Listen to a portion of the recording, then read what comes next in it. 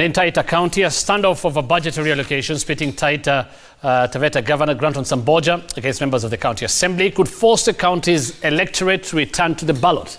Samboja has petitioned President Uhuru Kenyatta to suspend the county and began collecting signatures in line with the County Government's Act 2012. But as Francis Gashuri reports, suspension and dissolution of a county government is a long walk laced with legal and procedural hurdles.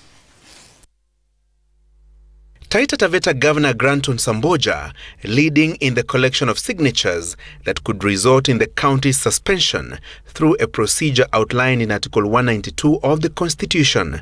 Samboja's drawn-out combat with County Assembly members over the 2019-2020 budgetary allocations, resulting in a fallout that could drag the county into a fresh election.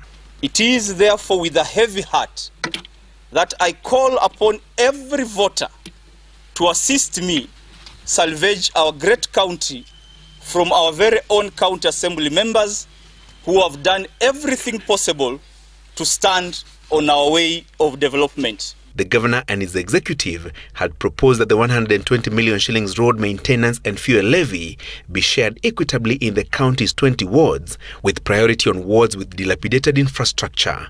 County Assembly members differing with Samboja on a proposal for his administration to purchase graders and other machinery, claiming he was planning to influence procurement through centralization of the funds. On the pending bills, Samboja had allocated 414 million shillings, but the amount was slashed to 249 million shillings, with County Assembly members questioning the governor's demand for an extra 170 million shillings allocation. The MCAs also differing with the governor on the 247 million shillings allocated to remuneration of the 1,261 casual workers in the county at a cost of 22 million shillings per month, an expenditure they termed opaque and a conduit for corruption.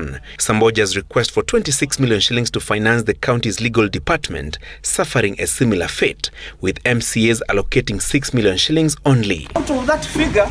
On his part, the governor rejected a 611 million shillings allocation to the County Assembly, with the bulk meant for MCA's salaries and allowances, an allocation Samboja claims exceeds provisions of the Public Finance Management Act by 228 million shillings. And they approved that we spend 598 million. For him today to come and tell us that, you spent over 7%. Were in the documents read?